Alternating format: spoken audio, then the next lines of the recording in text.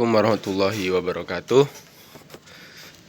Eh, di sini saya ingin menyelesaikan tugas yang diberikan Ustadz Aziz, dan dengan judul yang diberikan yakni berdakwah di kalangan anak-anak.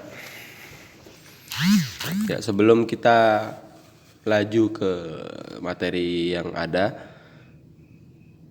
hal ini ya menurut saya sangat penting, karena ketika kita sudah mendidik dan juga mendakwahi anak-anak secara tidak langsung, itu sudah memberikan dasar bagi mereka untuk kemudian bisa mengenal Islam lebih dalam dan lebih baik lagi. Maka dari itu dakwah pada anak-anak ini juga sangat penting untuk kita pelajari. Nah, sebelum itu kita harus mengenal dulu bagaimana klasifikasi anak.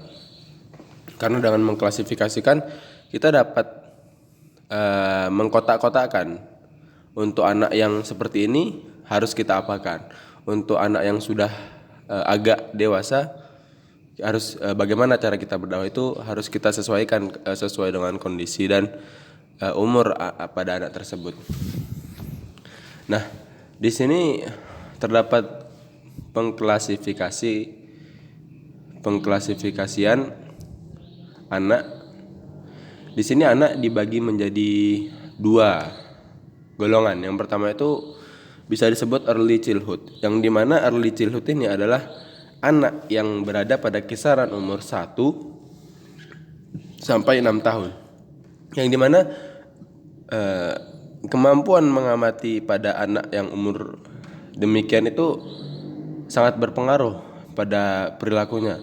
Misal ketika ia melihat orang tuanya atau orang-orang di sekitarnya berbuat buruk, maka ia akan mencontoh perbuatan tersebut. Nah, anak-anak pada umur ini juga sudah mulai memahami instruksi. Misal instruksi untuk makan, kemudian instruksi untuk belajar dan lain sebagainya. Maka dari itu kemampuan mencontoh anak pada umur yang 1 sampai 6 tahun ini sangat bagus. Kemudian anak 1 sampai 6 tahun ini sudah mulai mempunyai memori.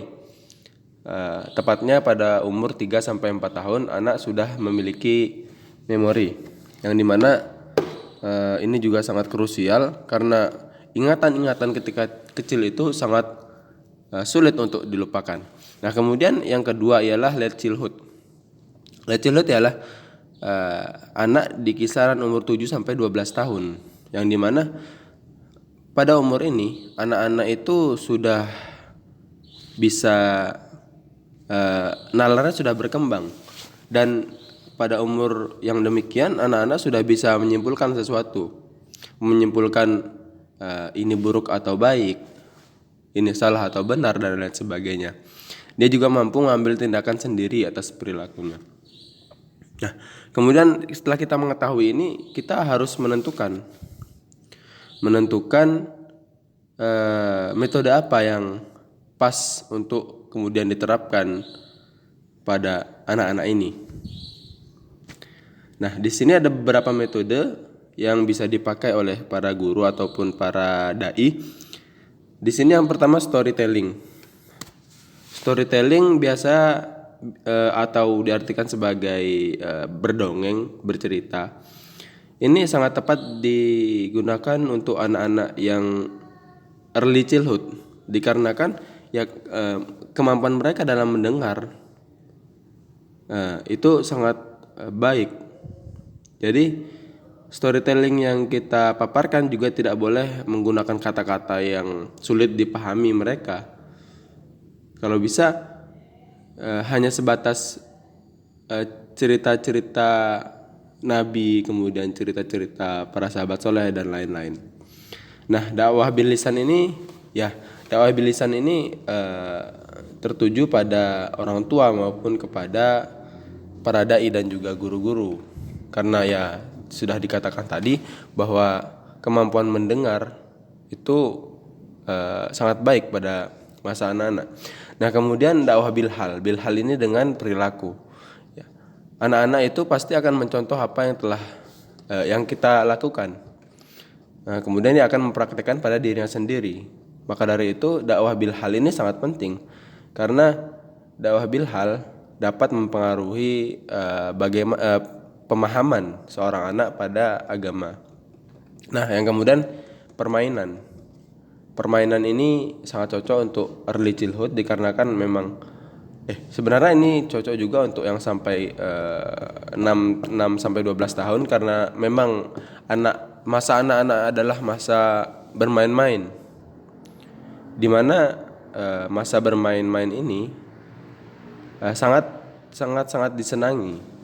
Namun naasnya saat ini adalah permainan yang dilakukan oleh anak-anak itu sudah bukan permainan seperti permainan-permainan outdoor, akan tetapi permainan-permainan online, yang dimana itu sangat mempengaruhi psikis dari anak tersebut.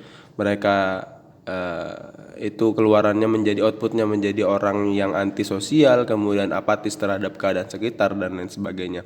Maka saya sarankan permainan yang dipakai adalah permainan-permainan yang menjunjung kebersamaan, kemudian sosial dan lain-lain sebagainya. Kalau bisa emang outdoor, permainan-permainan yang outdoor dan lain sebagainya. Kemudian gambar yang menarik dapat menarik perhatian anak-anak tersebut. Mereka akan dengan seksama memperhatikan gambar-gambar tersebut. Kalau bisa gambar yang disisipi kata-kata mutiara ataupun hadis-hadis Nabi yang tidak terlalu panjang dan mudah diingat oleh anak-anak. Kemudian wisata alam. Wisata alam bisa dikategorikan sebagai metode yang sangat pas, karena wisata alam ialah salah satu hal yang disenangi banyak orang, terkhusus itu anak kecil. Anak kecil akan sangat senang apabila ia diajak jalan-jalan, entah itu ke pantai, ke hutan, ke sungai, ke gunung dan lain sebagainya. Nah, di sana kita sisipi bahwasanya sekalian kita mentadabur alam dan mengagumi ciptaan-ciptaan Allah, dan kita memasukkan suatu sifat bahwasanya Allah adalah pencipta yang sangat luar biasa. Buktinya ia bisa menciptakan hal-hal yang dilihat oleh anak-anak kita tersebut. Ya, mungkin hanya itu yang bisa saya sampaikan. Apabila ada kurang dan salah, mohon maaf. Aku qouli hadza. Wassalamualaikum warahmatullahi wabarakatuh.